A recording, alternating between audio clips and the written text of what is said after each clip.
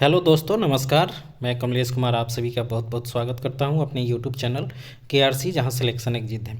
तो दोस्तों, आज मैं लेकर आया हूं आप लोगों के लिए भारत का भूगोल, जो महत्वपूर्ण वस्तुनिष्ठ प्रश्नों का संकलन है, जो आपके सभी एग्जाम्स जैसे BPSC हो गया, PPSC टीचर्स हो गया, स्टेट PCS हो गया, UPSC हो गया, रेलवे हो गया, banking, SSC GD, army, police, दरोगा, जितने भी ऐसे एग्ज़ाम्स हैं उन सब के लिए बहुत ही इम्पोर्टेंट ये सेशन है।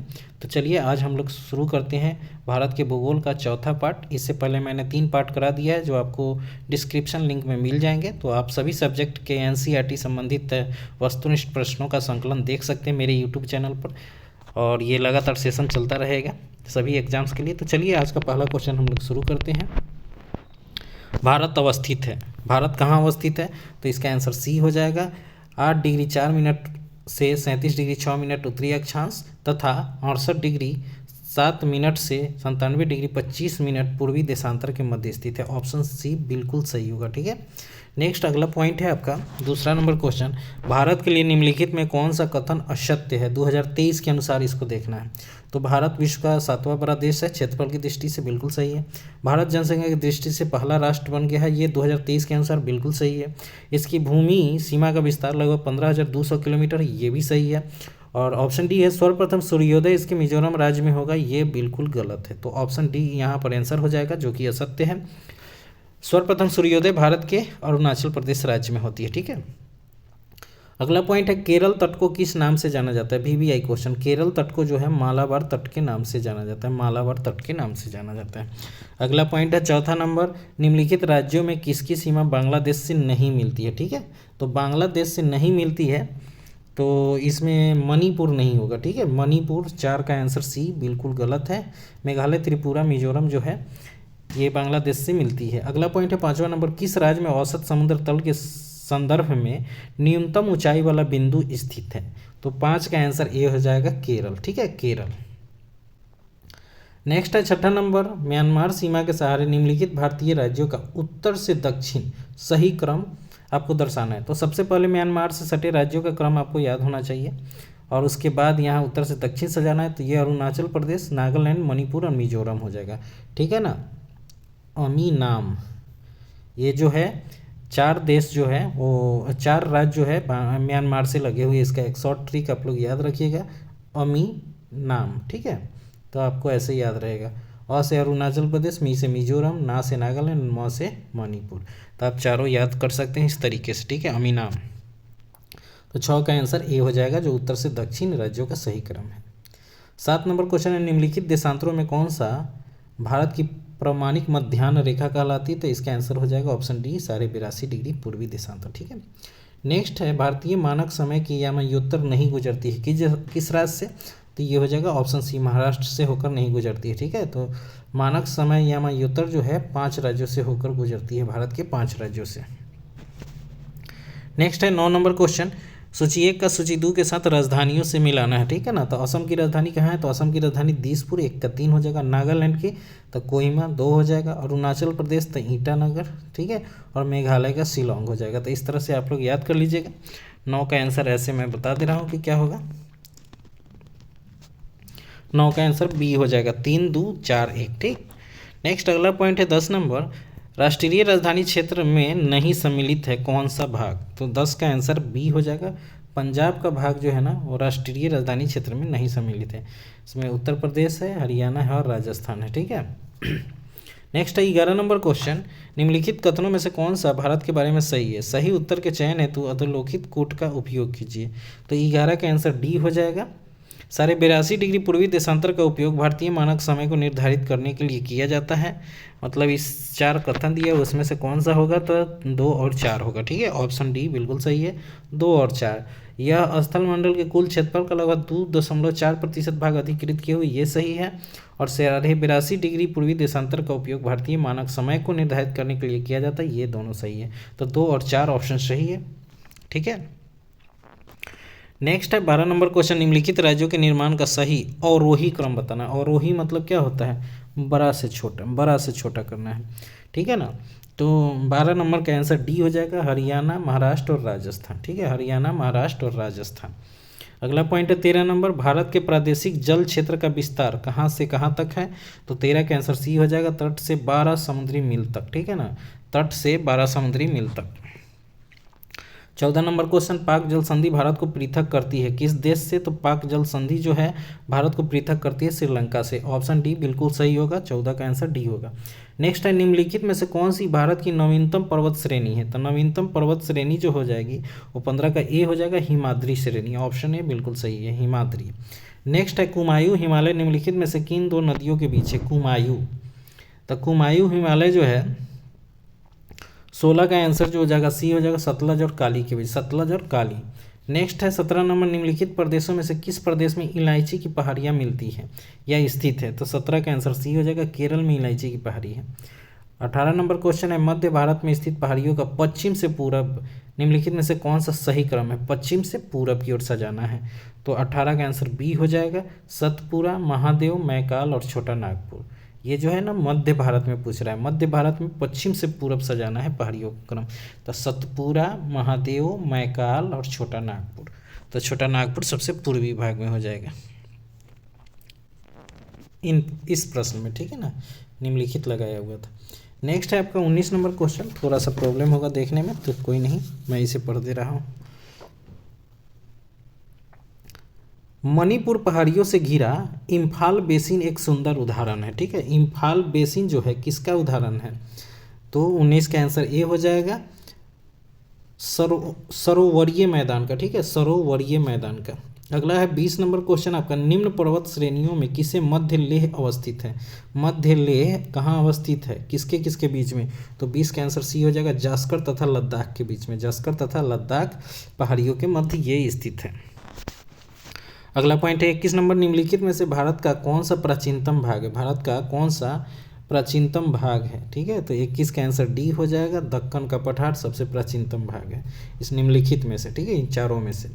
नेक्स्ट है, निम्नलिखित में कौन अक्साई चीन का भाग है? अक्साई चीन का कौन सा भाग है? तो 22 का आंसर जो हो जाएगा डी हो जाएगा, लद्दाख पठार।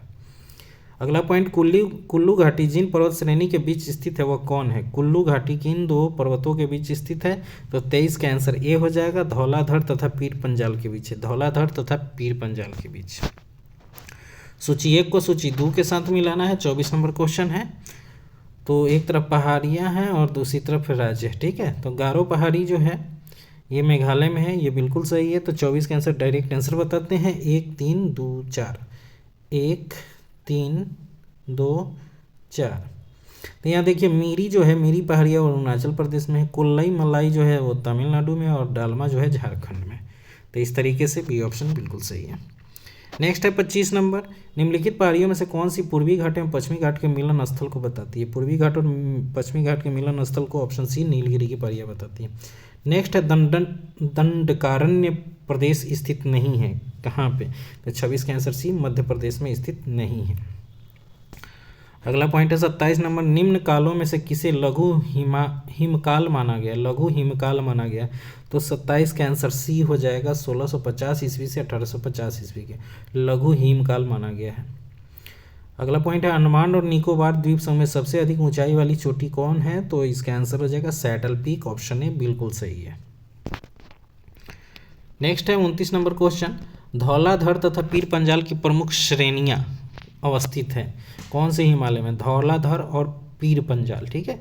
तो ये 29 का आंसर जो हो जाएगा सी हो जाएगा, लघु हिमालय में स्थित है, लघु हिमालय में। ऐसे क्वेश्चन बहुत ही इंपॉर्टेंट होते हैं, ठीक है, तो इसको ध्यान से याद रखेंगे।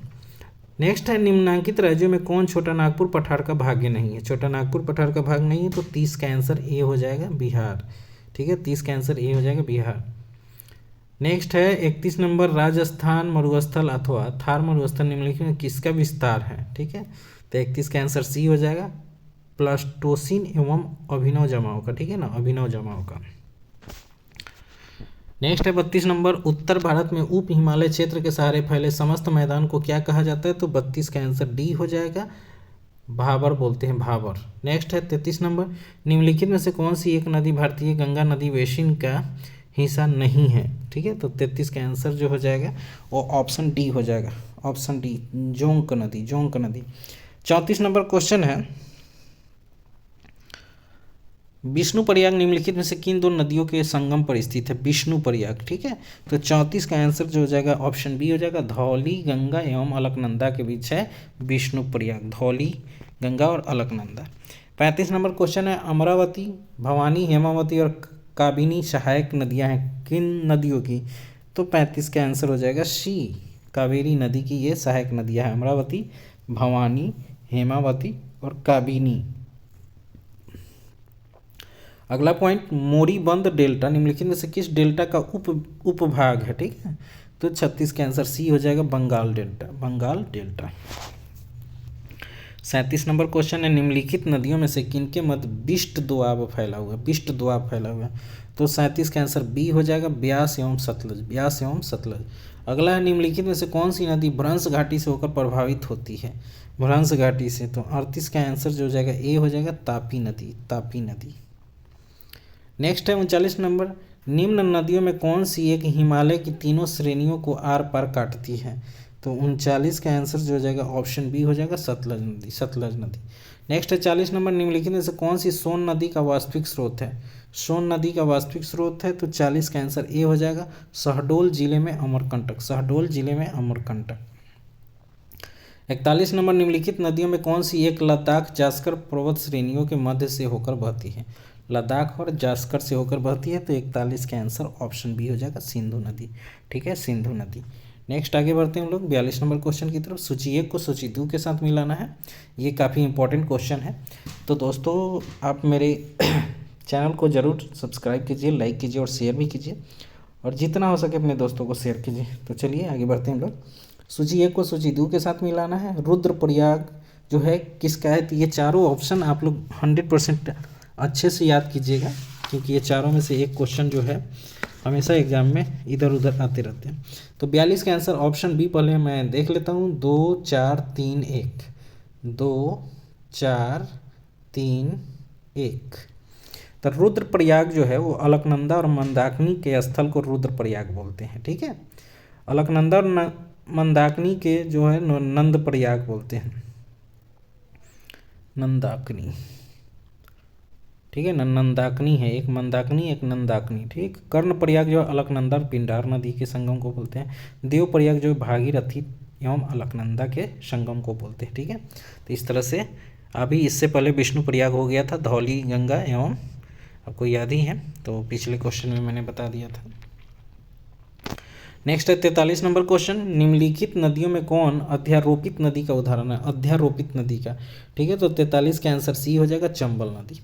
नेक्स्ट है, निम्नलिखित में से किस बंदरगाह को डायमंड हार्बर के नाम से जाना जाता है? डायमंड हार्बर के नाम से हम हल्दिया को जानते हैं, ऑप्शन ए बिल्कुल सही है। नेक्स्ट है, तुंगभद्रा एवं भीमा नदी किसकी सहायक नदी है? तुंगभद्रा एवं भीमा नदी किसकी सहायक नदी है? तो कृष्णा नदी की, ठीक है, कृष्णा नदी की। नेक्स्ट 46 नंबर, निम्नलिखित भारत की निम्नलिखित नदियों में कौन पश्चिमी घाट से नहीं निकलती है? तो 46 का आंसर बी हो जाएगा, ताप्ती नदी, ताप्ती नदी। नेक्स्ट है, नर्मदा प्रभावित होती है, ठीक है, नर्मदा कहाँ से मतलब कि ये प्रभावित होती है, निकलती है? तो 47 का आंसर ये हो जाएगा, सतपुरा श्रेणी एवं बिंद श्रेणी के मध्य से, ऑप्शन ए बिल्कुल सही है। नेक्स्ट है 48 नंबर, निम्नलिखित नदियों में किसको दक्षिण की गंगा कहा जाता है? दक्षिण की गंगा, तो 48 का आंसर जो हो जाएगा ऑप्शन ए हो जाएगा, कावेरी। और दक्षिण गंगा के उपनाम से हम गोदावरी को जानते हैं, ठीक है। तो ये दो क्वेश्चन, दक्षिण की गंगा रहेगा तो कावेरी हो जाएगा, और दक्षिण गंगा के उपनाम से तो हम गोदावरी को जानते हैं। नेक्स्ट है, भारत की निम्नलिखित नदियों में से किसे जैविक मरुस्थल कहते हैं? जैविक मरुस्थल, तो 49 का आंसर बी हो जाएगा, दामोदर नदी को। नेक्स्ट है, हगरी सहायक नदी है, हंगरी नहीं है, हगरी सहायक नदी है, तो 50 का आंसर डी हो जाएगा, तुंगभद्रा की। हगरी किसकी सहायक नदी है? तो तुंगभद्रा की। नेक्स्ट है, संकोश नदी सीमा बनाती है। संकोश नदी जो है कहाँ कहाँ सीमा बनाती है? तो 51 का आंसर जो हो जाएगा ऑप्शन सी, असम एवं पश्चिम बंगाल के बीच। संकोश नदी सीमा बनाती है असम एवं पश्चिम बंगाल के बीच।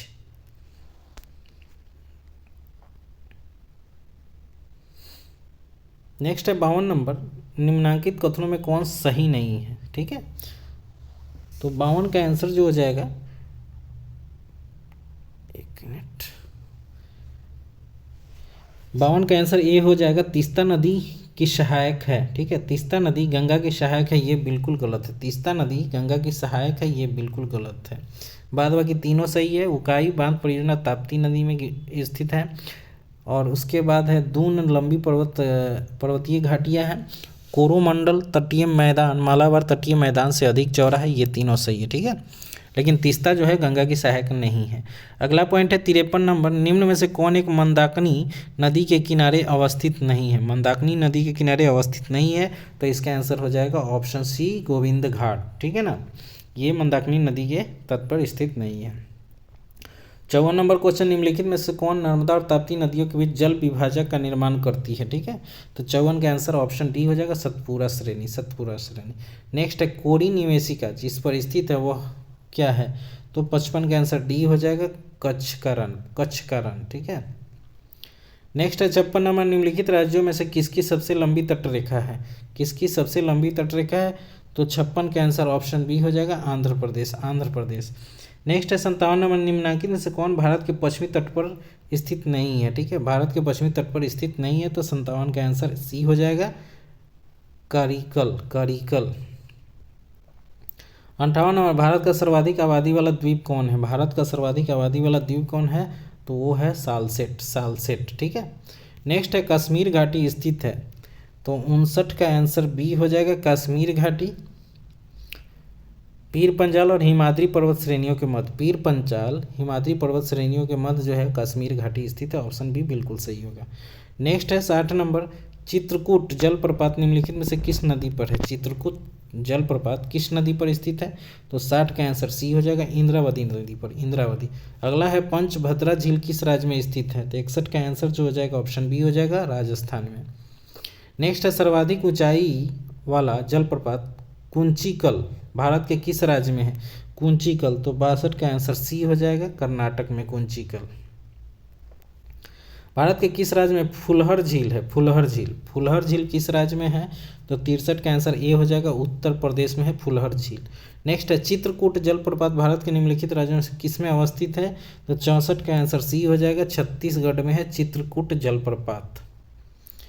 65 नंबर क्वेश्चन है, सियाचिन ग्लेशियर विवाद का विषय जो है किन के बीच है। सियाचिन ग्लेशियर विवाद किन दो देशों के बीच है, तो भारत एवं पाकिस्तान के बीच विवाद का कारण है सियाचिन ग्लेशियर।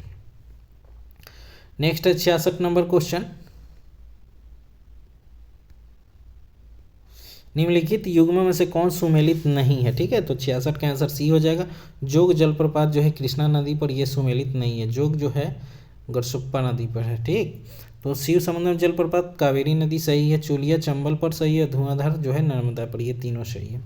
नेक्स्ट है क्याल क्या है। क्याल।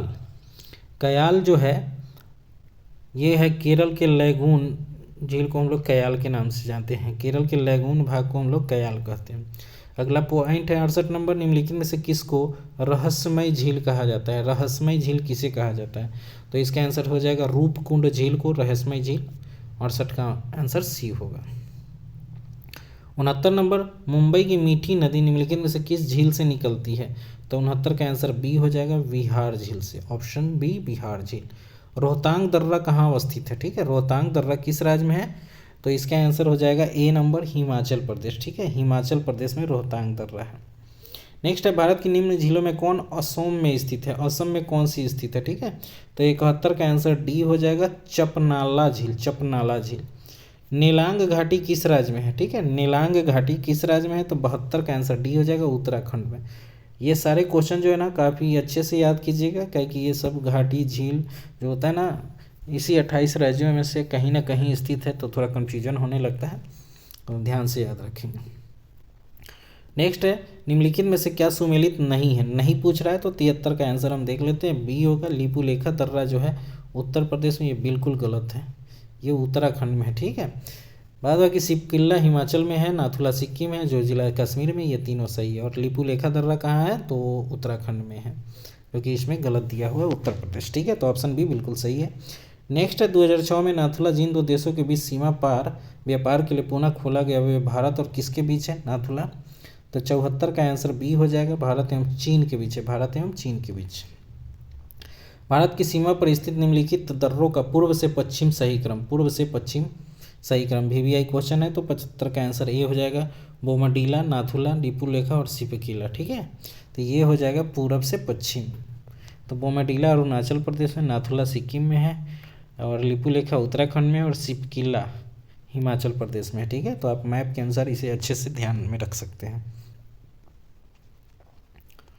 निम्नलिखित में कौन सा कारण भारत के उत्तर पश्चिम भाग में शीत ऋतु में होने वाली वर्षा के लिए उत्तरदायी है, ठीक है। तो 76 का आंसर सी हो जाएगा, पश्चिमी विक्षोभ। नेक्स्ट, वर्षा की मात्रा निर्भर करती है किस पर? तो 67 का आंसर बी हो जाएगा, वायुमंडलीय नमी पर, वायुमंडलीय नमी पर। अगला पॉइंट है, भारत में प्रवेश करने वाले पश्चिमी विक्षोभ उत्पन्न होते हैं कहाँ से? तो 78 का आंसर सी हो जाएगा, भूमध्य सागर में, भूमध्य सागर में। नेक्स्ट है 79, निम्न में से कौन सा स्थान सबसे कम वर्षा कराता है, ठीक है। तो 79 का आंसर जो हो जाएगा डी हो जाएगा, लेह में सबसे कम वर्षा होती है। नेक्स्ट है, निम्नलिखित राज्यों में से किसमें अधिकतम औसत वार्षिक वर्षा होती है, ठीक है। तो 80 का आंसर सी हो जाएगा, मेघालय में, मेघालय में। नेक्स्ट है 81 नंबर, पूर्वी हिमालय की तुलना में ट्री लाइन का ऊंचाई मान पश्चिमी हिमालय में होता है, ठीक है। तो 81 का आंसर बी हो जाएगा, कम होता है, ठीक है, कम होता है। नेक्स्ट है, उत्तर पश्चिम भारत में दिसंबर और फरवरी के मध्य की वर्षा मुख्यतः उत्पन्न की जाती है। तो 82 का आंसर डी हो जाएगा, पश्चिमी विक्षोभों द्वारा, पश्चिमी विक्षोभों द्वारा। नेक्स्ट है 83 नंबर, राष्ट्रीय वनीकरण एवं पारिस्थितिकी विकास बोर्ड की स्थापना भारत सरकार द्वारा की गई थी। तो 83 का आंसर बी हो जाएगा, 1992, 1992। सूची 1 को सूची 2 के साथ मिलाना है, 84 नंबर क्वेश्चन। तो 84 का आंसर डी हो जाएगा, 4 2 1 3, ठीक है ना, 4 2 1 3। तो उष्णकटिबंधीय वन जो है साइलेंट वैली केरल में, ठीक है। शंकु वृक्ष वन जो है वह हिमाचल प्रदेश में मिलेंगे, कच्छ वनस्पति सुंदरवन में मिलेंगे, और पतझर वन जो है वो राजस्थान में मिलेंगे, ठीक है। तो ऑप्शन डी बिल्कुल सही होगा। अगला पॉइंट है, राष्ट्रीय वन नीति 1952 के अनुसार निम्नलिखित में से कौन सा वन का संवर्ग नहीं है, ठीक है। तो 85 का आंसर जो हो जाएगा ऑप्शन बी हो जाएगा, राष्ट्रीय उद्यान, राष्ट्रीय उद्यान नहीं है।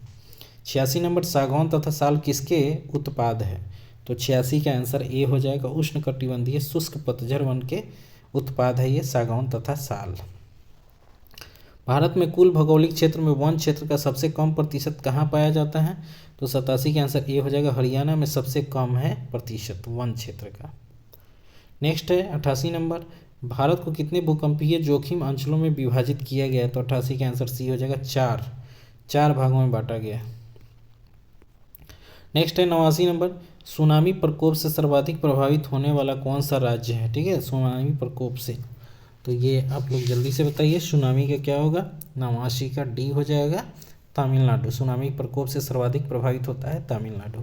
अगला पॉइंट है, निम्नलिखित सेल समूहों में से किसे भारत में खनिज भंडार के रूप में जाना जाता है? तो 90 का आंसर ए हो जाएगा, धरवार क्रम को, धरवार क्रम को, ये धरवार पठार है, ठीक है।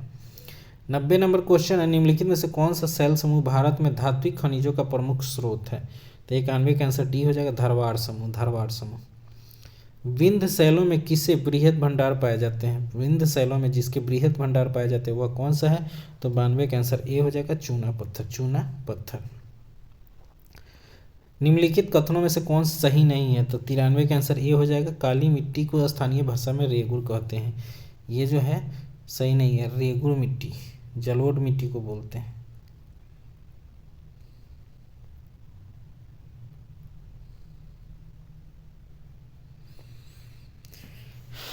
काली मिट्टी को और किस नाम से जानते हैं? ये थोड़ा सा निम्नलिखित कथनों में कौन सही नहीं है? काली मिट्टी।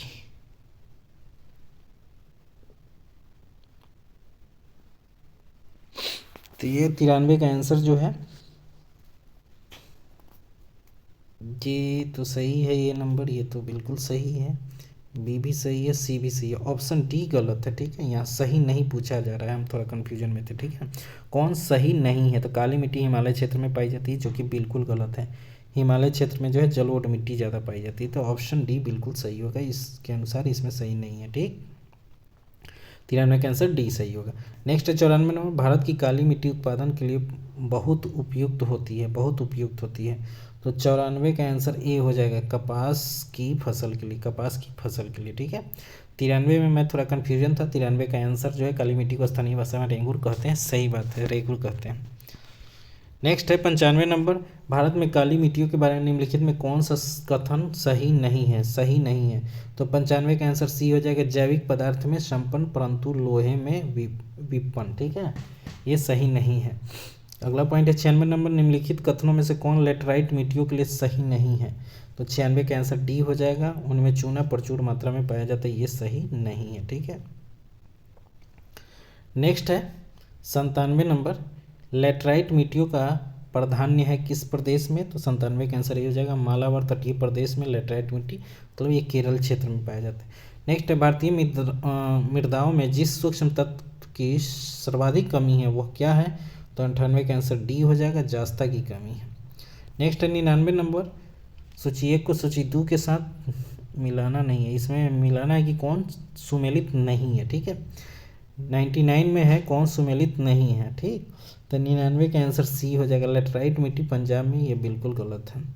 जलोढ़ मिट्टी उत्तर प्रदेश में मिलती है, सही है। रेगुर मिट्टी मतलब काली मिट्टी, ये महाराष्ट्र में मिलती है।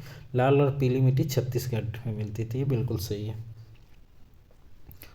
और आज का लास्ट क्वेश्चन हम 100 नंबर देख लेते हैं कौन सा है, इसके बाद फिर अगले सेशन में आपका 100 से नेक्स्ट 100 होगा। तो रंजीत सागर परियोजना जो है निम्नलिखित में से किस नदी पर अवस्थित है? रंजीत सागर, तो 100 का आंसर जो हो जाएगा सी हो जाएगा, रावी नदी पर है। ठीक है, तो रावी का पुराना नाम आप लोगों को बताना है, हिस्ट्री में आप लोग पढ़े होंगे। तो आज का ये सेशन हम यहीं ख़त्म करते हैं, फिर आगे 101 से आपका नेक्स्ट आगे हम लोग अगले सेशन में देखेंगे। ठीक है, तो आज का आप लोग के लिए क्वेश्चन है कि रावी का पुराना नाम क्या है?